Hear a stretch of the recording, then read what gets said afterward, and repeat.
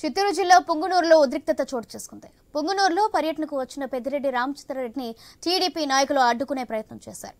Peddireddy పుంగనూరులో పర్యటించకూడదని TDP నాయకులు ధర్నాకు దిగారు. పెద్దిరెడ్డి గోబ్యాక్ అంటూ నినాదాలు చేశారు. మూడా చైర్మన్ వెంకటరెడ్డి యాదవ్ ఇంటిపై రాళ్లతో దాడి చేశారు. పోలీసుల రంగు ప్రవేశంతో గొడవ సద్దుమణిగింది.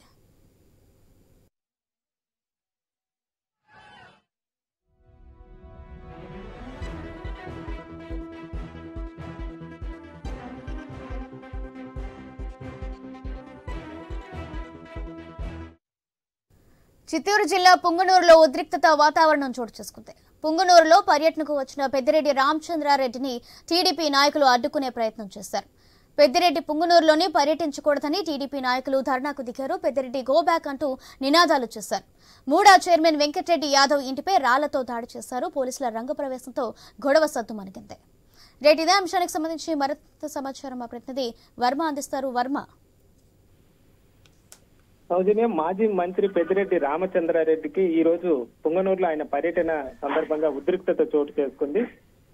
మాజీ మంత్రిని తమ నియోజకవర్గంలోకి అడుగు పెట్టబోమంటూ కూడా టీడీపీ నేతలు, కార్యకర్తలు రోడ్డు మీదే బైఠాయించే ధర్నాలు నిర్వహిస్తున్నారు. ఇప్పటికే పోలీసులు సద్దుమణిగే ప్రయత్నం చేసినప్పటికీ కూడా ప్రస్తుతం ఇంకా కూడా నేతలు అయితే తమ నిరసన అయితే వ్యక్తం చేస్తున్న పరిస్థితి అయితే ఉంది. గతంలో టీడీపీ నాయకుల పైన సుమారు 500 మంది పైన కేసులు నమోదు చేసి ఇబ్బందులు పెట్టారని చెప్పి టీడీపీ నాయకులు ఆరోపిస్తున్నారు. దీంతో తాము పుంగనూరులో అడుగుపెట్టి ఒప్పుకునేది లేదంటూ కూడా వాళ్ళంతా తీవ్ర ఆగ్రహం వ్యక్తం చేస్తున్నారు. దీనికి సంబంధించి ఇప్పటికే పుంగనూరు గోకుల సర్కిల్ నుంచి కూడా ముడెప్ప సర్కిల్ వరకు కూడా ర్యాలీగా వీళ్ళంతా కూడా నేతలు, కార్యకర్తలు వెళ్ళిన పరిస్థితి అయితే ఉంది. అలాగే మూడా చైర్మన్ అంటే వైసీపీ నాయకుడు వెంకటరెడ్డి యాదవ్ ఇంటి పైన కూడా రాళ్లతో దాడి యత్నం అయితే టీడీపీ నేతలు, కార్యకర్తలు చేశారు. దీంతో అక్కడ తీవ్ర ఉద్రిక్తత చోటు చేసుకోవడంతో పోలీసులు వెంటనే రంగ ప్రవేశం చేసి కార్యకర్తలని చెదరగొట్టిన పరిస్థితి అయితే ఉంది.